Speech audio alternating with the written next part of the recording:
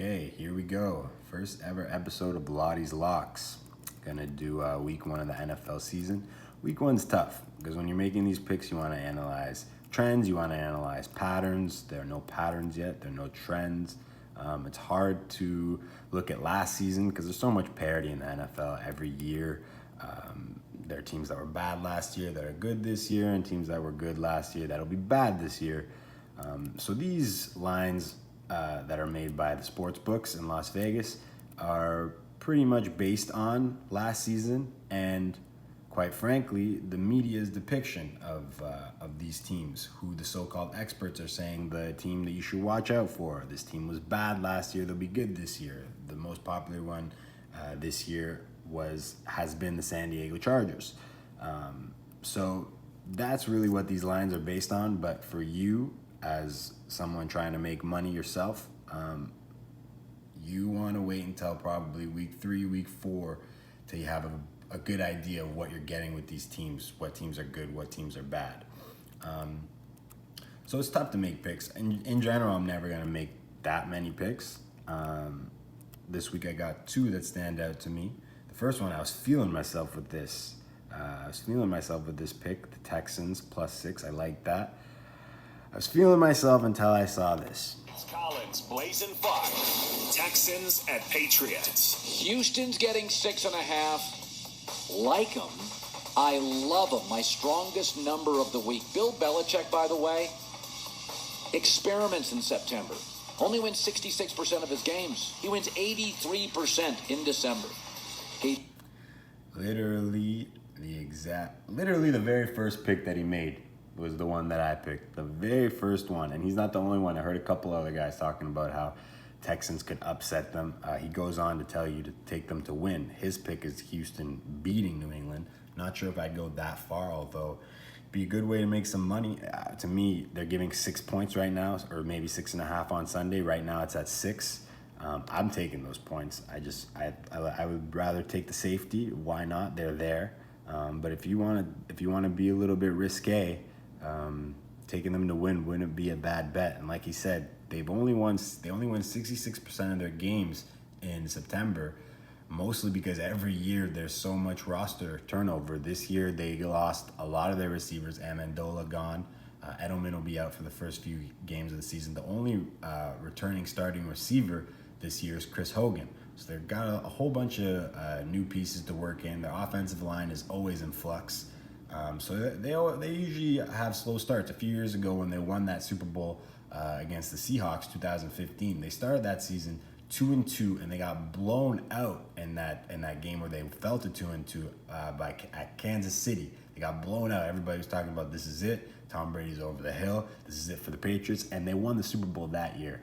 And as you can see, he said Belichick's record in December is 83%, and as head coach of the Pats, it's somewhere close to 80% overall. So the fact that it's down at 66% in September tells you something about the way that they play early in the season.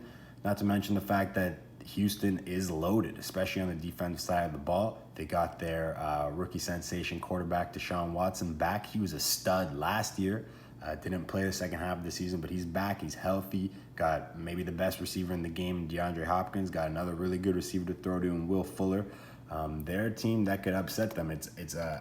My biggest apprehension is people like Colin Cowherd picking the Texans. Anytime you want to pick a team, if you start noticing everybody's picking that team, red flag. To me, I would just put it away. Don't even think about it anymore. It is what it is. I know it sucks because you feel like, oh, I got this whim. Oh, I got this hunch that this team's going to win. And then all of a sudden you see everybody's making the same pick. Trust me, do not go with the tide. If you notice everybody's picking the same team as you, just leave it alone. You'll find out that more often than not, the underdog does come through in that situation. Because think about it. All the pressure is now on the team that's favored. Everybody's expecting them to win. And at the same time, the underdog has no pressure. Now they're playing with house money. Now no one's expecting them to do anything. So they're going to play more loose than the other team. They're not going to feel the pressure as much. A lot of times when everybody is picking one way, it actually ends up going the other way. yeah, so was feeling great. There's also drama, something that Colin didn't mention, drama. That's why I got my picture of Jimmy G here. This is who Bill Belichick, head coach of the Patriots, would want to be his starting quarterback this season. Everybody knows that. Everybody knows they wanted this guy. Maybe that could go against me. Maybe that means that Tom Brady is going to be motivated to prove him wrong. Now that I say it, that actually does sound like it could be the case. But it's still drama.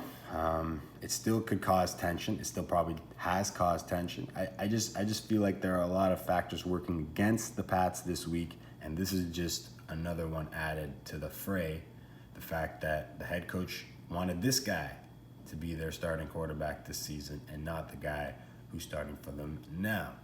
So let's move on to my next pick, the Rams-Raiders.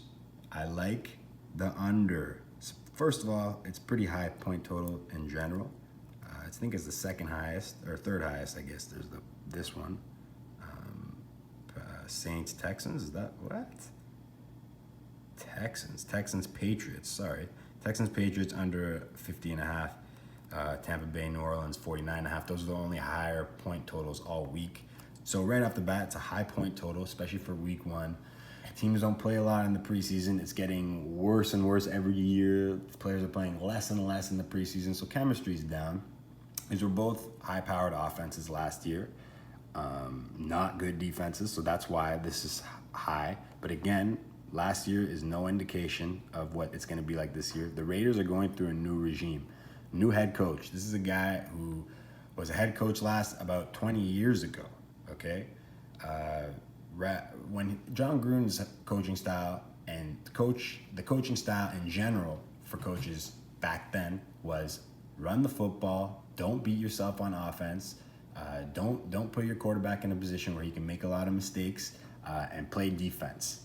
Run off the clock, run the ball, and right off the bat, John Gruden is counting on Marshawn Lynch.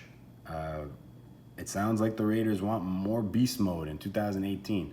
Here he is answering a question about what he's going to do to change his offense now as the head coach of the Raiders in 2018. About with Associated Press, you talked about studying offenses of the last 10 years. How different will your 2018 offense look from what you ran when you were in Tampa and here? Well, right now it'll be different. The offense we ran in Tampa was very different than the one we ran in Oakland. You know, you see Lincoln Kennedy walking around and Tim Brown and Jerry Rice. You can't take everybody with you and run the same offense. You don't have Rich Gannon. You have to adapt your offense to what Brad Johnson's strengths are. And certainly, we're going to have to look at our roster carefully. Do we have a fullback? You know, who is the feature back? Who are the receivers? A lot of things need to be... What's the very first thing he said?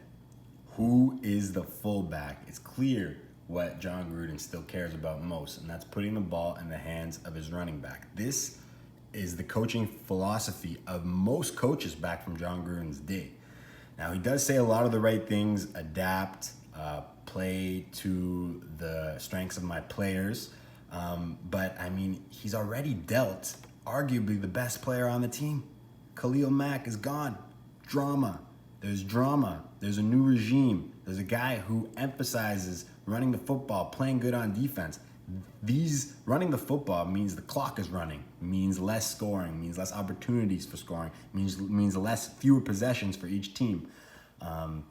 If you want to go over to the Rams side, the Rams, they made a lot of roster moves, but most of them were on the defensive side. Now, they were last year's highest scoring defense in the NFL, and I think it was by far. So that, again, is working against my underpick. But they have a lot of roster changes. They're going to have to figure it out. They beefed up the defense, not so much the offense. They added Brandon Cooks on the offensive side, but they really beefed up the defense, which means it's going to be hard for the Raiders to score on them. John Gruden being overall I guess he's known as an offensive-minded coach, actually, now that I think about it. But I do have a feeling that he will have an improved defense with the Raiders. They have been one of the worst defenses in the NFL over the last few seasons. That's really just a prediction of mine. It's not really based in much fact. I do think they're going to be playing better defense, which is going to be hard for the Rams to score. really, the biggest reasons to take the under, I blabbed a little bit there, but the biggest reasons to take the under is the chemistry. There's a lot of new players on both of these teams, new coach in the Raiders, and the fact that it's week one, teams' offenses are slow to get going in week one. It's a high point total, which is why I feel like Rams-Raiders is a lock to stay under. Now, one more pick. We're going to switch sports, though. Mixed martial arts, UFC, main event, Saturday night, tomorrow night. Darren Till versus Tyron Woodley for the welterweight championship of the world. Somehow Woodley is the underdog. It's crazy to me. He didn't open up as the underdog. He opened up as the favorite, actually. Somehow it's moved. It's moved quite aggressively, actually. They were paying $1.80 to take Tyron Woodley. So it's moved a total of 40 cents. You can see it's moved from $1.80 to $2.20. So every dollar that you put down, they were gonna pay you 80 cents when they opened it up. So every $100, let's say, you won $80. Now, if you bet on Woodley, you put down $100, you'll win 122. So that's quite a swing for no apparent reason. There's no injuries that are known to the media anyway. Maybe there's some information that Vegas has that other people don't have, which can happen a lot. And you may notice that you may see a line change aggressively one time, and you're trying to look and see, why is the line change? Why did the line change so much? Why did the line change so much? Then a few hours later, you see Greg Popovich is resting his starters or something like that. And that's why the line moved so aggressively. Vegas got the information. The sportsbook got the information before the general public did. And in most cases, they do. They do get information before we do. So that would be a cause for concern, which is why I wouldn't call it a lock. But I still like Woodley in this fight as far as just looking at them both as fighters. I always like watching pre-fight interviews. Look at what are the fighters talking about. Let me use some examples. Cody Garbrandt, before he fought TJ Dillashaw the first time, was already talking about fighting Demetrius Johnson in a super fight after. And, you're completely disregarding a guy that was a former champ in this division, a guy that lost a questionable decision to lose the title and hasn't lost since he lost that championship that now he's fighting you for. Johanna Jędrzejczyk, however you say her name, strawweight champion forever.